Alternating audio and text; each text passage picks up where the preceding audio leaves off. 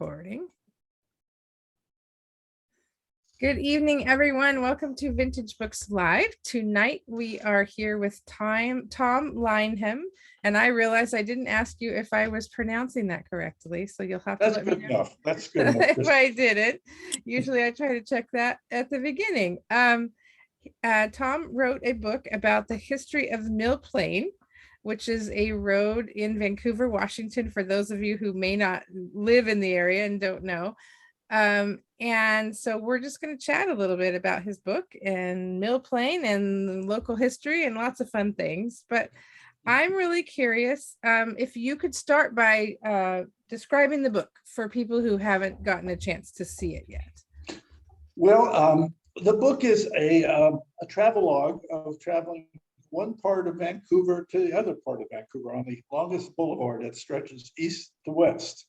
And back in 2011, I walked it 11 miles and made comment on it, published a little pamphlet about it. And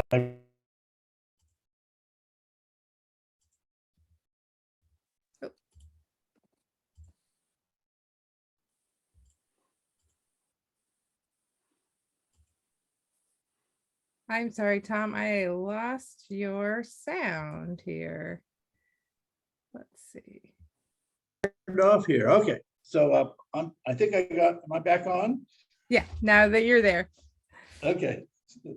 Well, anyway, I walked back and forth on this long 11-mile boulevard that kind of defines the city of Vancouver, both historically and today. And I found a lot of very interesting things to comment on, some interesting people along the way, a lot of cooperation, some new friends. And so I thought I'd share it with people, and henceforth the book.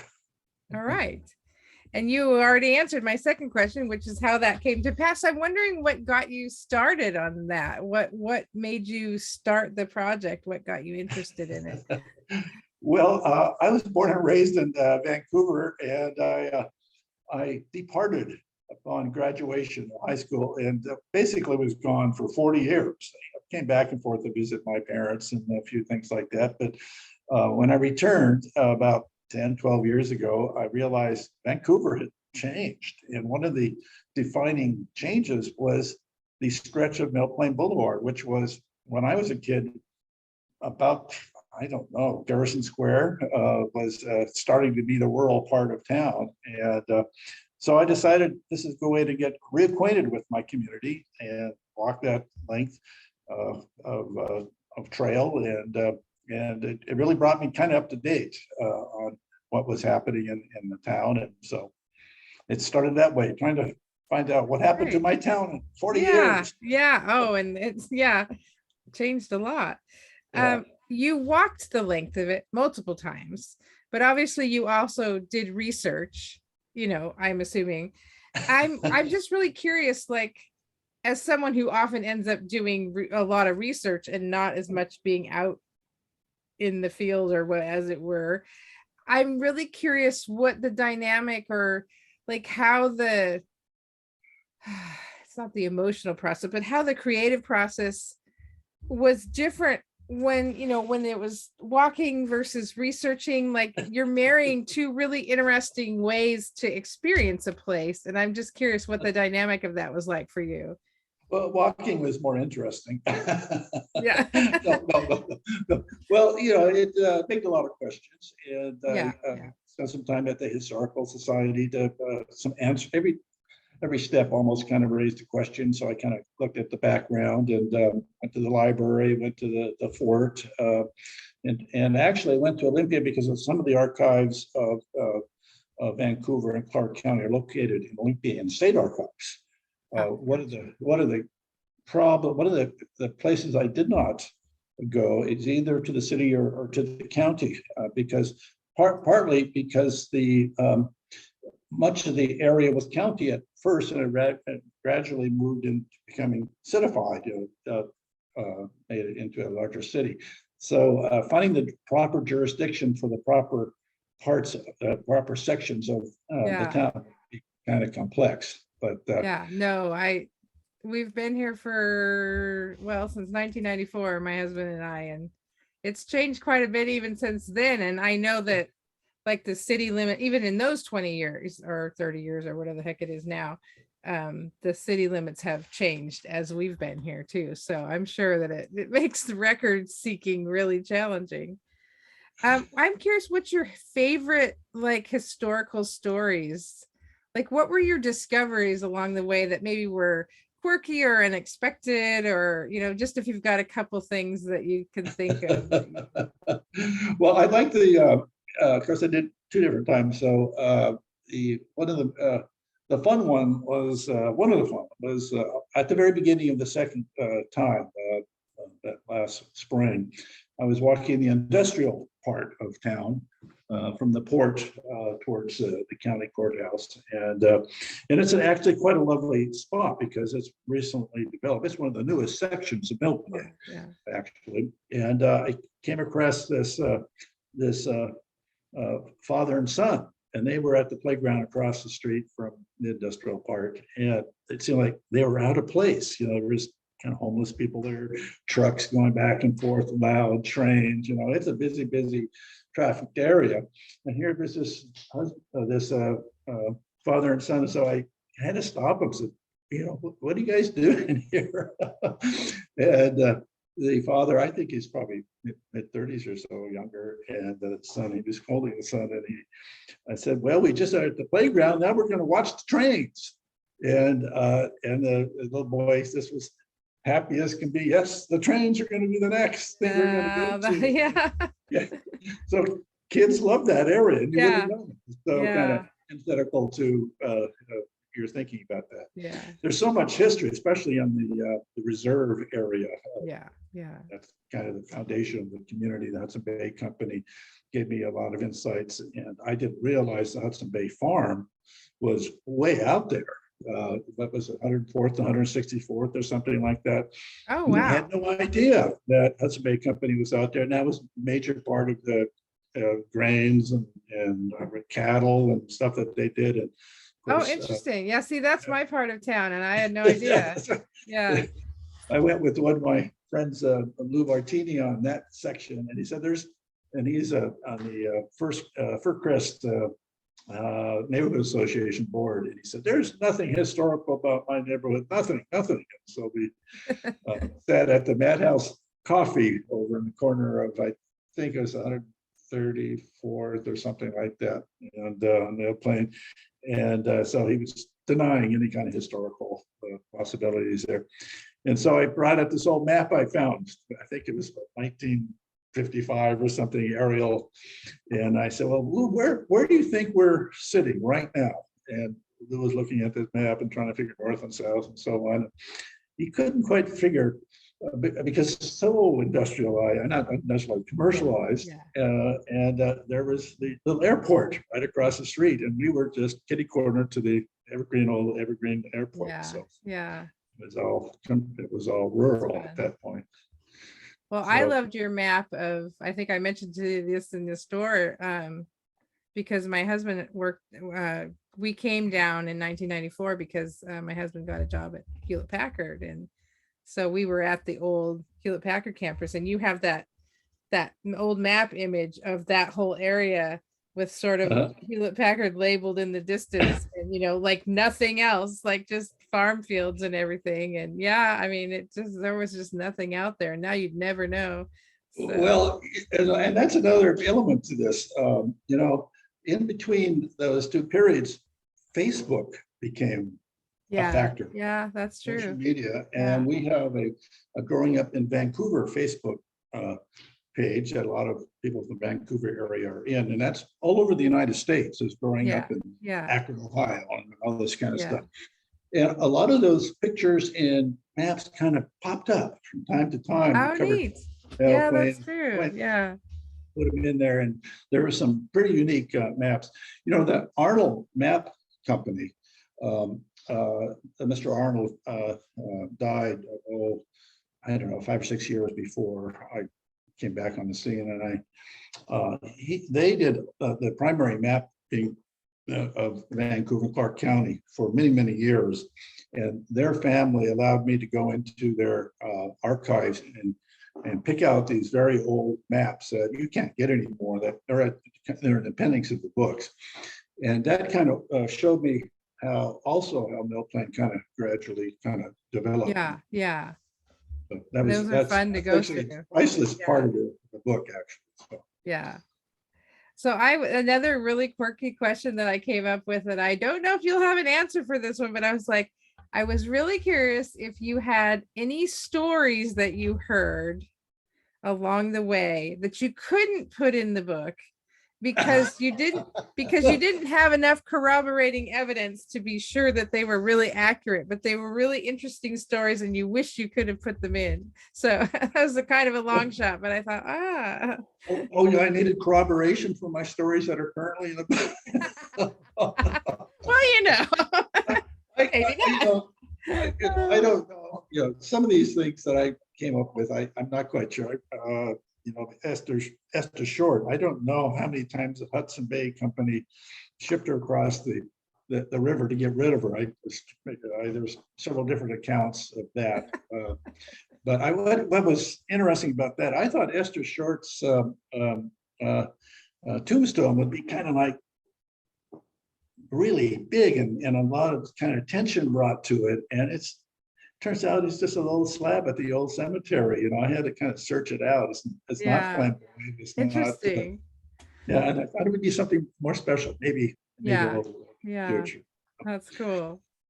I didn't answer the question, so that's okay. No, I was just it was kind of a one-off question where I didn't know if you'd really have an answer, but I was like, I wonder if you dug up any juicy gossip that you couldn't put in there. I the Mausoleum piece, I guess there is some stories to that, but there's this mausoleum that was built just below Harney Hill, right off of Mill Plain, and Jim Martin had visited it and saw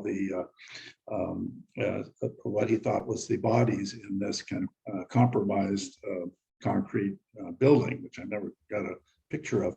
But I was later told by one of my senior softball friends that one of his relatives has actually removed several of the bodies from that mausoleum. And that was quite a controversy in the early 1950s. Now, I have not corroborated this, but there's a story there. I was going to say, that sounds like a very juicy we'll have to look that one up. So, but that in itself is maybe that'll be your next book. Oh, excuse me. So the one that just came out is a revised edition. I think you did the first one. Was it 2011? Yes. Okay. Yeah. I'm just curious, like, what your thoughts are on the changes that just have happened in those just over 10 years between the first edition and the second edition, because there's been quite a few, at least out on our end of town. So. Oh yeah. Considerable amount of building right along the off of Main Street, going both directions. A major development. In fact, I had to kind of delay some of my walk because there's still some construction work being done on the new Angelo Tower, and way out on the past 164th. That's being really developed. And in fact, that's where I ended up meeting the governor, or at least I could have met the governor. That's he happened to be in town when I was walking that section. So and he was visiting the APSI's, the biotechnology firm out there, the newly located one, and he was helping in their celebration. And I didn't exactly know he was going to be there, and I heard he was going to be there. I was invited to join and explain my story. To be part of this place that was really quite dynamic. And when I did learn the governor was to come, governors always come late. I didn't really but they took some nice pictures of the governor and the founder and all that stuff, and I added it to the book. But that area is really developed, and that was predictable. When I walked it before, that was very predictable. What wasn't developed yet was the old airport area. There's hardly any development there. I thought that would just be filled with all sorts of things, actually commercialization, but it's still mostly vacant. Yeah, I think it's picking back up again, but I think they all, like, that big plan went like that was the big plan. And I can't remember if it was pre-COVID. Yeah, one of the economic downturns, like I think hit that area pretty hard because they, they had all these plans for these planned communities and all this kind of stuff. And then, reality hits and they weren't able to do it. We've got somebody in the waiting room, so I'm going to let them in. Yeah, it's a very narrow niche. Yeah. Yeah. My friends in Ellensburg would not be very much interested in Mill Plain Boulevard. You have to really kind of be, though. Yeah. Vancouver, Clark County, to actually appreciate that because it crosses all those historical times and places. Oh, Doug Lasher. Well, Doug Lasher could probably. Yeah. We'll get through the last couple of questions and then we'll let everybody else tell stories too for a little while. Hi there. I'm going to turn off video just until we're done with the interview, and then we'll let everybody pop their videos back on. Just don't want anybody to feel like I'm shutting them down because they can't be here. It looks like Jim Martin's coming in as well. So. Oh, good. Well, he actually walked one section with me. So we went up to Harney Hill together and observed, of course, the mausoleum whereabouts and so on. It's interesting, every time I talk to somebody about this, like I said, it's kind of a niche thing. A lot of the locals have something to say about it. I was I had a nice article in the Columbian by Scott Hewitt about my journey. Yeah. And so Scott, he wanted to interview me. So let's walk a section of Mill Plain together. So he and I got together, walked a section, and we went to this one part of Mill Plain just before the bridges. And apparently there was something called the Rainbow House located on that corner before the extension was done. And it yeah, and I was going to say, wait a minute, that sounds familiar. Yeah. Yeah, it was on Mill Plain. I didn't know anything about it, and he was just really here. One of his first jobs as a reporter for the Columbian was to cover this very famous house, and this fellow that had lived there for many years. It was all painted. It was quite the sight, and so that was the story. So I said I'll add it in the 2032 edition. That sounds good. Well, that was actually one of the questions that I was going to end with, is that just before we, let everybody pop back on if they want to, and ask questions or discussions or whatever, is that if you have any plans to do any other books or any other parts of Vancouver, or if the mausoleum is too good to pass up and you're going to go try to figure out what happened to the bodies. No, it takes a lot of, I'm aiming for 32. This is my niche. I'm going to kind of study and add some more stuff in 32. And so I was kidding Scott that maybe next time he joins me on my next book on this, he may have to push me in a real wheelchair to go to the section. When you say 32, it's just like, oh no. Hopefully one. It's only 10 years away. Long ways away. We'll see what happens. All right. I am going to invite anybody who wants to. And I do want to let people know who came in a little late. We are recording. So I just want you to know that. You are welcome to turn cameras back on if you would like to, and mics back on. And if you have any questions for Tom, you're also welcome to share any Mill Plain stories if you want to, because I think this is fun. We do have a 40-minute time limit, but we've got some time left that we can chat about all of that stuff if anybody wants to pop in. And because you mentioned the Rainbow House, and when we first moved down, I mean, the extension, that Mill Plain extension is actually not real old yet, because I think that went in between your first edition and your second edition. I think it was before my first edition. Okay. I think the street ended there. It was just done. That was it. Yeah, There's no more. And and so I think of that intersection, and even though I'm kind of bad at picturing like once things have changed, I'm kind of bad at remembering what they looked like before. But that intersection I can clearly remember, like it was just a bunch of big old farmhouses, and one farmhouse had like 50 million lawnmowers in the yard all the time. And but that was just a rural intersection, even though Fisher's Landing had built up in the Mhm, time since we had moved down. mhm, mhm. That little part of Mill Plain up through 164th was just still a little 2-lane road. Mhm. And we watched the 4-lane road go in, and then we watched the The approach of road doing punch through. And doing history by going on the streets like this during this hike is a fun thing to do. And I one of the people who read my book really early was Jim Luce, and he lives up on the McLaughlin Heights, and he said we need another book for Fourth Plane. Somebody needs to yeah, walk I the thought whole about that Fourth when I Plane was and reading kind of yours. capture all the history and the color Yeah, and the maps yeah, and pictures and stuff. So maybe this will be a trend. yeah. Because that's another street that I see rapidly changing just in the last 4 or 5 years, is that Absolutely.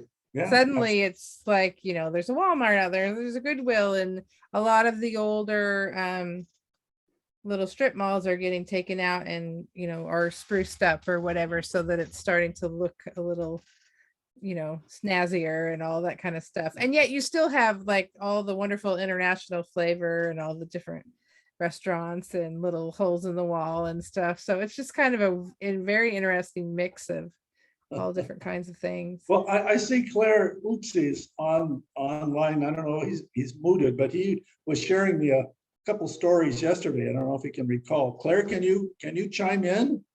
Yeah, you're Uh, welcome to. I'm There- here, I think. There you Yeah. are. Yeah, I can hear you. Okay. I don't think my video's on, but that's great. You don't want to see me. Can I? No, turn no, no. No, I can't. Yeah. Yeah. Um, Anyway, Tom, after talking with you yesterday about Mill Plain, I remember when I was a wee lad attending the academy. Now that was the grade school. I didn't want to confuse Yeah. anyone when I was Yeah. in the high school. yeah. And at that time, as I remember, what is now eastbound Mill Plain down around C Street and Broadway was actually 14th Street. Yes. And the westbound part of Mill Plain today down there was 15th Street. When did the name change? That's a good question. I do not know, Claire. Okay, It had to change recently because that part of town is really new. That was 14th and 15th, and it hit the reserve. And on the other side of the reserve, it was 10th Street. That was actually So I remember, and you do too, probably spending a lot of time down at the Memorial Building or the Memorial Pool. Yeah, oh yeah. That's what. Yeah. Yeah, and the same thing with Fourth Plane. At some point, the name changed more to the west, and I all of a sudden said, I wonder when that happened, because I moved back here in 2003, and it was the way it was now. So it must have been when they did all the construction. We moved down in 94, and I think it was Mill Plain at that point. It was just the one way each way. Yeah. I'm pretty sure it was already Mill Plain by then. I would think so. It's too bad that Doug Lasher didn't stay on here, because he probably knows. He's still here. Is he? Yeah. He's welcome to pop in. There we go. Well, Tom, I would like to see maybe a little story about the west side of Mill Plain. There's, of course, the area right there at Franklin and Mill Plain, where the Franklin School used to be. Mhm. And it was the second school built after the Vancouver Central School, which was down on the other corner of the block there, and which is now the public service center. Yes.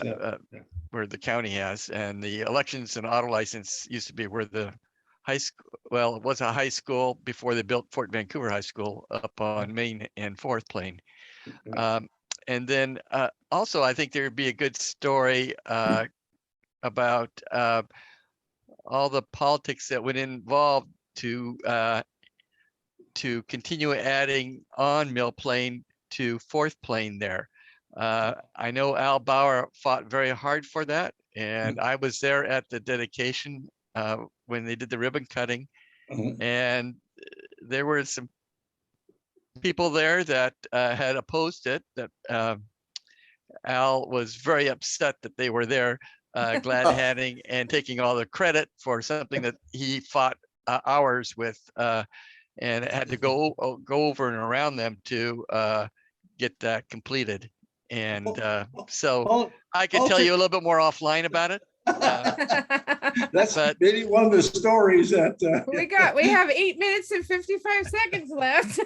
Well, one of the things I realized, I came across West Mill Plain School and East Mill Plain School up on the other side, and West Mill Plain School was where West Mill Plain was at one point. Now West Mill Plain is down in the port, because we kind of redefined the streets and renumbered the streets and so on. But really, Mill Plain was more up into the hinterlands that now. Division, I thought right around Division Street is where the division between East and West was. That was, but when that occurred, there was no Mill Plain. Mill Plain. Mill Plain's been there forever. Up in the hills, but in town, you don't see Mill Plain appear until relatively recently. Oh, yeah. I didn't. You go ahead and look at the our maps in the back of the book. But for a long time, West Mill Plain, and this we're talking about the 1880s and 1890s here, that West Mill Plain School was that was Mill Plain's most western extreme. Of course, it was brought into the town. It was interesting. I was trying to write, when I was writing one of the blurbs for the book and for the interview and stuff, and I was gonna say something like, the fact that it had been around since whenever, and I realized that actually, like, as it is today, where it's the Western Industrial Park all the way out to now 192nd, it wasn't. It was like other roads for a while, and then it was kind of so that where I think of Mill Plain in downtown wasn't Mill Plain in downtown. It's just really interesting how that all has sort of cobbled together into this continuous street from one end of town to the other, but it wasn't that way in the beginning, and how that all evolves. Section by section, improvement, extension by each section was kind of done differently. It was kind of, I was going to say inorganic or organic, but it wasn't like east. It didn't start east west. That was Well, I think it's because as cities grow up, you don't really think of. I mean, who would have imagined that the city of Vancouver would end up extending all the way out to 192nd, back 100 years ago or something. So I think, these roads sort of spring up to do their jobs in whatever time they're in. And then that's a story later on, we kind of sort of string them all together. And that's a story of Vancouver. We have grown, inorganically or whatever, all sorts of different ways based upon commerce and needs. I noticed Jim Martin is on there. Yes. And Jim walked a section with me. And Jim, I was wondering if you might critique that walk a little bit, if you have a minute. Are you on? I don't see is he there? I see his name there. He's on the list, but then I don't see a little microphone. Oh, okay. Because he would know whether bodies were removed from that mausoleum. Oh. He knows more dirt about the mausoleum story, huh? Hey, I just have a few moments, I think. I just want to give credit about 5 minutes. Okay, I want to give credit to my book designer, Ann Dosky. She helped me do another book for my late wife a long time ago. She's quite a creative talent. And my first edition, I tried to do it on Photoshop myself. that was kind of a mistake, but I still did. And she offered to kind of bring it up to a more of a major league kind of appearance thing, and it looks a lot better than the first did a very edition. nice Brought the job. first edition Yeah. out. I think she did a great job of getting things it all, looks very everything good. organized. So yeah, okay. You have to write the Mausoleum story. That's your next thing. Well, Either that or we have to give it to Pat Gelada. well, I think I need to walk a section with Doug Lasher too. I think he knows all the politics parts. Well, I'll give you another little quiz. What was the first county road to be constructed in Clark County? First county road. County Road. Wow, first county Highway 99. No. Evergreen Boulevard. Oh, Evergreen. yeah. The city was makes very, sense. had limited, but they wanted to have a road go from Vancouver all the way up to the gorge. Yeah. Yes. And they ran out of funds or energy or whatever, but they wanted to go up to the Bridge of the Gods area. Yeah. And they never made it with the Evergreen Boulevard. Eventually, How far did they get? 14. To Camas. Okay. Okay. They get to Camas. So you could Yeah. drive the road all the way to Camas. Yeah. Yeah. It's I think they've repaired it since they originally built it back in 1850. Yeah. But it is a little That deserves a story too. Yeah. And that's It- that's a fun road to drive because yeah, it's just a little old, windy. It's pretty. Yeah. Well, thank you so much, everybody. This was fun. We might have to do this again and just talk about the you're gonna need to go research the Mausoleum. We'll give you a couple months and then we'll have to Book on that. reconvene. This is quite good fun. I have one other thing. I think there are at least 5 county treasures that are buried in the old cemetery there on the corner of Grand and Mill Plain. So Uh-huh. the first 5, and most of them were from other. They were born in other Oh. countries. Oh wow. Yeah. Jim's on. You were gonna ask him. We have like 2 minutes and 30 seconds left, but you were gonna ask him about the Mausoleum. Jim, I have a question about the Mausoleum. He and I visited the site where it was.